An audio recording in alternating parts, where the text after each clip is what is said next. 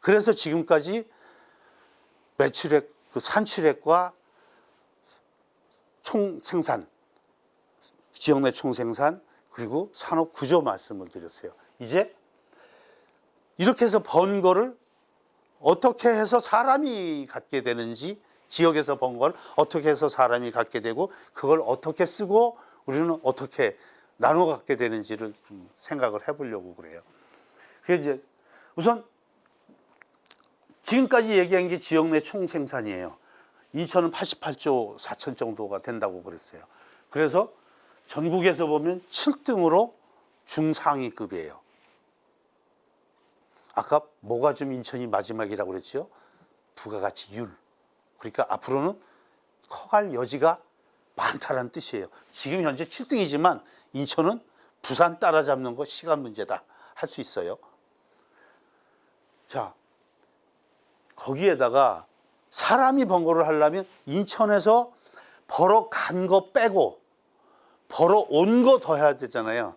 그러니까 이거를 그런데 통계청이 계산하기가 복잡하니까 인천에서 벌어간 게 얼마고 벌어온 게 얼마예요 이렇게 발표해 주면 좋은데, 이거 더해서 빼니까 차액이 얼마예요 이거만 가르쳐 줘요. 그래서 통계청에서 나와 있는 숫자를 보니까 인천이 벌어간 거 빼고 벌어온 거 더해 보니까 3조 5천 정도를 더 벌었어요. 그러니까 88조를 번 데다가 요 3조 5천을 더하니까 인천의 소득이 92조가 된 거예요. 92조가 되니까 등수가 하나가 올라갔어, 6등으로. 아, 기분 좋죠. 그런데 등수 하나 올라가서 기분 되게 좋았는데 서부 대인부, 서인부대 이거 따지는 거라고 부산 대구를 보니까 열이 나는 거예요. 우리는 3조 벌어왔는데 대구가 10조를 벌어오고 부산이 6조를 벌어왔어. 그래갖고 이 차이가 더 커져 버린 거지. 이 차이보다 지역 총소득 차이가 훨씬 더 커져 버린 거예요. 대구 56조, 57조 보면 우리가 88조니까 대구 뭐 이렇게 봤는데 딱 들으니까 66조 이렇게 되잖아요. 어떻게 해야 돼요, 이거? 우리가 그러니까 벌어가는 걸 못 벌어가게 해야 돼요. 우리가 다 나가서 벌어와야 돼요. 지금 그렇잖아요. 그러니까 거기에다가 아까도 얘기했지만 중앙정부가 주는 돈, 아들, 딸들이 보내오는 돈, 보험료 내고 받는 보험금, 각종 복지기관에서 보내오는 돈. 그래서 이전 소득을 다 따져보니까 인천은 똔똔이 별로 들어오는 게 없어. 아, 근데 이것들은, 아니, 이 지역들은 금액이 뭐 차이가 나도 보통 차이가 나야지. 그러니까 애쓰고 열심히 벌고 만들고 버는 것도 중요하지만 이렇게 집어오는 것도 꽤 중요한데 우리는 수도권이라고 딱 손을 묶어 놔갖고 못 집어와. 안 줘. 우선 안 주고 다른 데서 벌어오는 게 상대적으로 적은 거예요. 이걸 역사적으로 봐도, 그러니까 역사적으로 보는 이유는 지금만 그런 거냐, 그리고 지금은 그렇지만 이게 나아지고 있는 거냐, 혹시 내려가고 있는 건 아니냐, 그걸 보는 건데 인천에 밖에서 벌어온 돈, 순전히 밖에서 벌어온 돈의 숫자가 이렇게 나왔어요. 3.5조가 3조가 굉장히 적은 줄 알았더니 그나마 그게 지금 많은 거야 보니까. 이런 정도 수준에서 그치고 있다는 얘기예요. 대가 없이 인천에 주는 돈, 이전 소득 0.8조? 원래 그런 거니까. 아, 벌 늘어날 것 같지가 않아. 특단의 노력이 없으면. 그러니까 이게 참 문제다. 그러니까 어떻게 보면 지역 경제를 운영하는 입장에서 보면 잘 벌고, 그러니까 잘 팔고, 그다음에 원가 줄여서 잘 벌고 하는 것도 중요하지만 이런 것도 상당히 중요하다. 요쯤에서 이제 질문이 나오는 게 이런 겁니다. 인천 소유득이 이런 것 때문에 그렇다고 그러는데 이게 왜 그렇게 낮은 거냐. 그 다음에 특히 이전 소득은 빵이라고 하는 게 남이 도와줘서 받은 거라고 그러면 이게 없다고 그러는 거는 우리가 도움을 안 받거나 남을 그만큼 도와줘서 그런 건데, 우리가 그래도 광역시 중에 좀 이렇게 둘째냐 셋째냐 하고 있는데 남을 안 도와준다고 사는 그런 건 좀 그렇다. 그러니까 남을 도와줄 걸 도와주면서도 이걸 이전소득을 키울 방법이 뭐가 없겠느냐. 인천이 여기에 밖에서 버는 돈 이렇게 하는 게 따져보자 그거예요.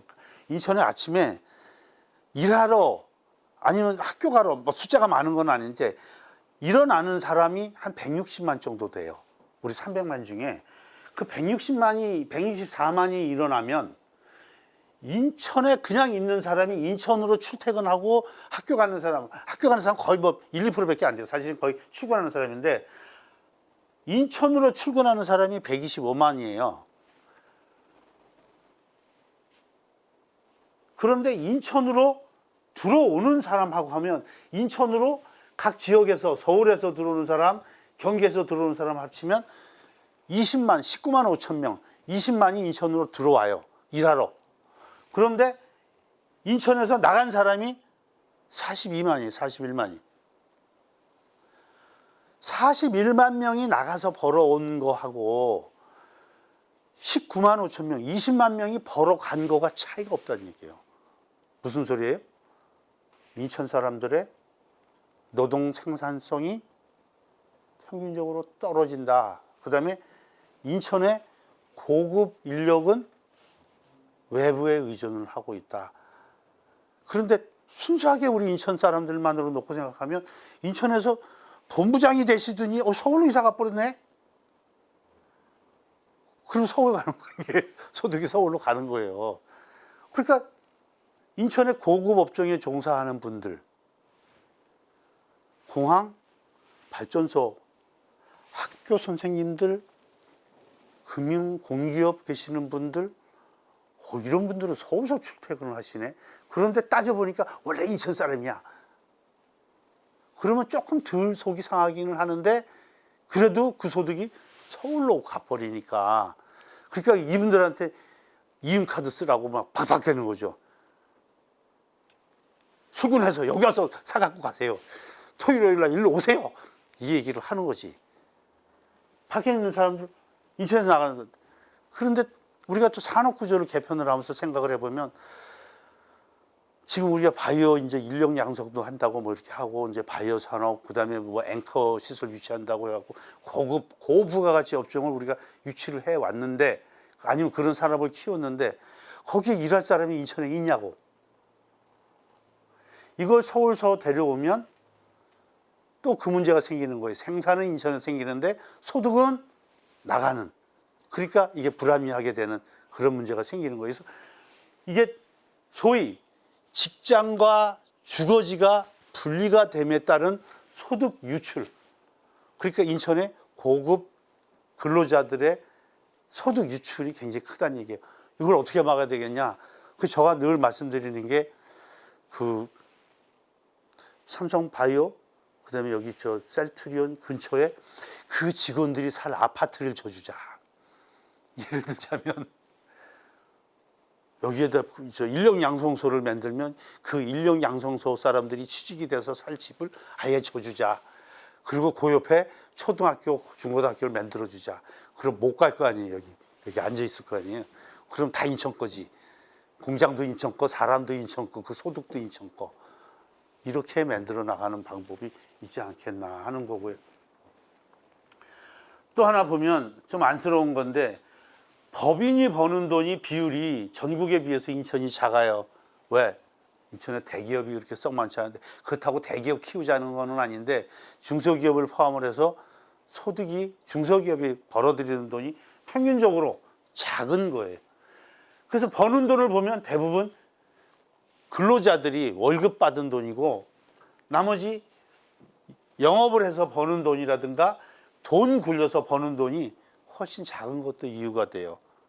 거기다가 재산소득이나 이런 거에 보면 인천에 있는 가게들 주인이 서울인 경우가 너무 많은 거예요. 집세 내고. 그다음에 프랜차이즈. 돈 벌면 그거 돈 갖다 줘야 돼. 우리 상표로 우리 인천 사람들한테 팔면 다 인천에 떨어질 일인데 남의 장사를 안에서 하고 우리가 하고 있다고. 이런 문제는 고쳐 나가야 될 문제들이죠. 좀 치사한 거지만 부산이 우리랑 하도 엎치락뒤치락 하니까, 근데 실제로 밖에 나가서 보면 부산 사람들이 인천 사람 되게 미워해요. 서울 근처에서 편안하게 잘 벌면서 자꾸 부산만 갖고 못 살게 군다고 그래갖고 이 사람들이 미워하는데, 경상세, 그러니까 세금으로 중앙정부가 지방에 보태주는 거가 인천은 6조인데 부산은 11조예요. 여기저기서 보내줘서 부담금이나 뭐 분담금으로 오는 게 아니고 그냥 기타로 해서 오는 게 인천 한 700억 정도 되는데 부산 8천억 정도 돼요. 이런 것들이 이전 소득의 격차를 가져오는 이유가 되고 있다 하는 거죠. 그렇게 해서 지금까지 쭉 다 설명을 드렸어요. 합쳐서 뭐 매출액서부터 쭉 설명을 드렸는데, 이제 오늘 전반을 끝내면서, 그러니까 우리가 그래도 GRDP 설명하고 뭐 이렇게 생산 구조도 설명하고 이렇게 설명을 했는데, 마지막으로 이제 질문이 나올 수 있는 게 이거예요. 지금까지는 2018년까지 숫자를 갖고 얘기를 했어요.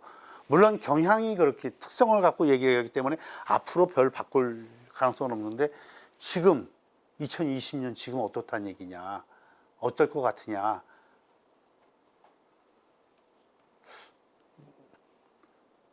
생각을 좀 많이 해야 되는데, 제가 답변을 드리기가 어떻게 생각하면 상당히 곤란할 수 있어요. 왜냐하면 전망은 하면 틀려요. 왜냐하면 전망에는 가정이 있는데 경제는 가정대로 돌아가지 않아요. 그러니까 항상 틀릴 수가 있는데, 우선 지금 산업생산 통계가 나오니까, 우리 성장 통계는 아직 안 나오니까 산업생산 통계 갖고 유추를 해보는 거예요. 그런데 산업생산은 아까도 얘기했던 산출액을 갖고 계산을 해요. 그러니까 이 속에는 중간재가 포함되어 있는 매출액 기준이에요. 부가가치 기준이 아니에요. 근데 우리가 성장률 계산하는 거는 부가가치거든요. 그러니까 여기에서 부가가치를 빼고 얼마쯤 되겠구나, 이런 거를 생각을 해야 돼요. 광공업의 산업생산 서비스 산업생산 지수의 증가율을 보면, 그러니까 광공업의 매출액, 산출액 증가율을 보면 인천이 금년도, 우선 2019년도가 마이너스 5%예요. 마이너스 5%인데 2020년에 와서 지금 상반기 중에 마이너스로 이렇게 가고 있어요. 그런데 마이너스 정도가 4등이에요.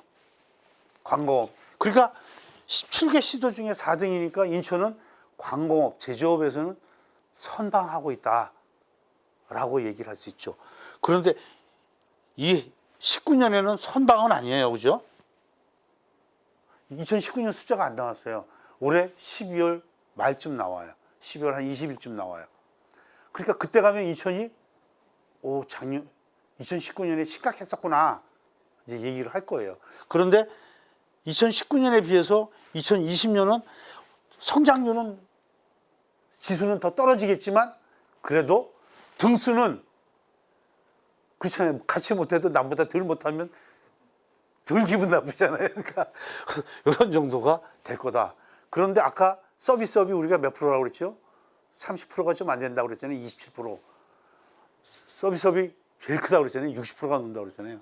서비스업의 증가율을 보니까, 아이고야, 2019년에 다른 데보다 좀 떨어졌어요. 전국 평균이 2.6인데 우리가 2.1, 2.0으로 떨어졌어요. 그런데 금년에 보니까, 우와, 15등에 우리 인천의 60%를 차지하는 부분에서 우리가 15등을 했어요. 그러면 2019년은 어떻게 될 것이고 2020년은 어떻게 될 것이냐. 물론 하반기가 있어요. 그런데 하반기 들어와 갖고 3, 4분기에 코로나가 다시 한번 번졌어요. 그때 인천은 다른 지역에 비해서 코로나가 적지 않게 움직였어요. 그러면 사람이 못 움직이면, 사람이 움직여서 버는 업, 서비스업은 더 심각했을 거라고 전제가 돼요. 4, 4분기 때 많이 좋아지지 않으면 이게 굉장히 어렵겠다 하는 생각이 드는 거예요. 여기에 빠져 있는 게 전기가스 수도 사업, 발전소 부분이 아까 한 4% 정도 된다고 그랬잖아요. 근데 발전소 부분은 우리가 조금 줄기는 했어도 그렇게 줄지 않는 데다가 올해 석유 원유 값이 뚝 떨어졌어요. 한때는 뭐 공짜로도 준다고 그랬잖아요. 그래갖고 작년에 한 65불 이런 정도였던 게 올해 그냥 한 3, 40불로 떨어졌어요. 그러니까 그렇다고 전기값 내려주지 않았잖아요. 그러니까 부가가치가 훅 올라간 거예요. 그러니까 아마 발전 부분에서는 부가가치가 커졌을 거다. 그런데 운수업 부분에서는 공항이 98%, 97%가 줄어들어 버렸으니까 상당히 심각해졌죠. 그래서 아마 성장률 자체로 보면 금년에는 굉장히 심각할 텐데 인천의 성장의 특징을 하나 보여주면 나중에 한번 더 자세히 말씀드릴 기회가 있습니다만은 인천은 성장이 올라갈 때는 더 올라가요. 이렇게. 파란 게 전국의 경제 성장률이고 빨간 게 인천의 경제 성장률인데 올라갈 때는 더 올라가고 내려갈 때는 더 내려가요. 그런데 지금은 내려가는 때예요. 그래서 지금 전국의 성장률이 올해 마이너스 1.3이라고 한국은행이 발표했고 어제 OECD에서 1.9%로 갈 거라고 전망을 했어요. 그러면 우리 얼마쯤 갈까요? 전국보다 내려가고 실제로 산업 생산이 거의 꼴찌 수준에 들어가 있으면 그러니까 올해 성장률이 굉장히 낮을 거라고 그러니까 기대하는 거는 4, 4분기 때 제발 좀 좋아졌으면 좋겠는데 인천의 경제는 갑자기 좋아지지를 않아요. 왜냐하면 인천이 아까도 얘기했지만은 중간재로 외부에서 많이 들여와갖고 공급을 하는데 우리가 완제품을 공급을 하는 게 아니라 중간재 또는 반제품으로 공급을 해요. 그럼 수요를 하는 데에서는 재고가 떨어져야 인천 보고 달라고 그래. 지금 경기가 나쁘니까 어디나 다 재고가 있어요. 4, 4분기에 좋아져도 우리 차례가 안 와. 이게 내년이나 돼야 우리한테 주문이 들어올 거란 말이에요. 그래서 4, 4분기도 그렇게 희망적이지를 못해서 전체적으로 이럴 것 같다라는 생각을 하는 거예요. 그래서 오늘 1편에 대해서 가급적이면 추세 위주로 말씀을 드리고 쉬운 말로 말씀을 드린다고 했는데 정말로 쉬웠는지는 모르겠고 가급적 많은 자료를 제시하면서 1편의 앞부분을 설명드렸고 다음번에는 5장에서부터 이렇게 지출인데 소비구조, 투자구조 그 다음에 이거하고 우리 1인당으로 따져서 하고 그 다음에 인천의 특이한 경기 변동 그래서 여기까지 설명을 하고 이때까지 설명한 인천의 실물 경제 구조를 요약을 해서 한번 설명을 드릴까 해요. 그래서 지금까지 드린 말씀에 뭐 질문 사항이 또 많이 있으실 텐데, 이렇게 이제 책으로는 그러니까 6월 말, 7월 달 해서 책을 냈어요. 그래서 이 책에 이제 애지간한 내용은 되어 있는데, 뭐 책을 사서 보실 좀 그런 게 아니면 전화나 우편으로 해서 저한테 질의를 주시면 답변을 드리고 또 필요한 경우에 자료를 보내드리도록 하겠습니다. 고생하셨습니다. 수고했습니다.